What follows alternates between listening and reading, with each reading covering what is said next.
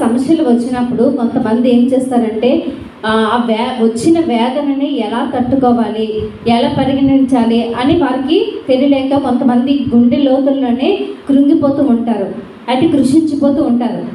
ఆ కృషించిపోయినప్పుడు కొంతమంది ఏం చేస్తారంటే వాటిని తట్టుకోలేక ఇతరులకి చెప్పుకుంటే వారి కలిగిన వేదనను బట్టి హేళన చేస్తారేమో అనేసి మరికొందరు కృంగిపోతూ ఉంటారు. మరికొందరు ఏం చేస్తారంటే వారికి కలిగిన వేదనను బట్టి నేను తట్టుకోలేని పరిస్థితులు నన్ను ఏలుబడి చేస్తున్నాయి కనుక నేను ఈ పరిస్థితిని తట్టుకోలేను, ఈ వేదన నేను భరించలేకపోతున్నాను అని ఏం చేస్తారంటే కొంతమంది ఆత్మహత్యలు అనేవి చేస్తూ ఉంటారు. మరికొందరు ఏం చేస్తారంటే ఈ వేదనని వ్యతిరేకతలు లోకం నుండి వారు కలిగిన పరిస్థితులను బట్టి కొన్ని వ్యతిరేకతలు వస్తూ ఉంటాయి. ఆ వ్యతిరేకతలు వచ్చినప్పుడు వారు ఏం చేస్తారంటే కొంతమంది వాటిని తట్టుకొని నిలబడుతూ ఉంటారు. అయితే నిలబడిన తర్వాత వారు ఏం చేస్తారంటే వారికి కలిగిన ఉద్దేశం ఏంటంటే వ్యతిరేకతలు అన్నవి అనేకవి వస్తూ ఉంటాయి, కానీ వాటిని నేను లెక్క చేయకూడదు.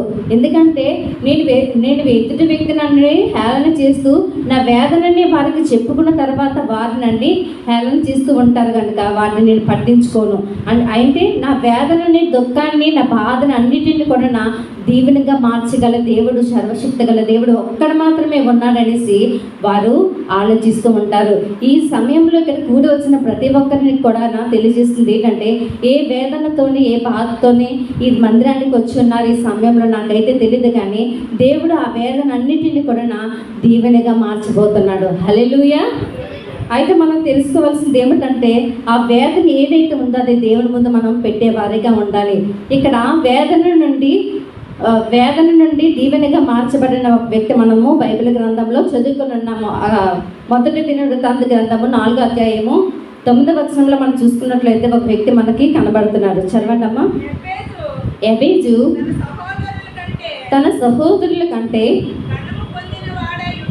ఘనము పొందినవాడై ఉండెను, వేదన పడి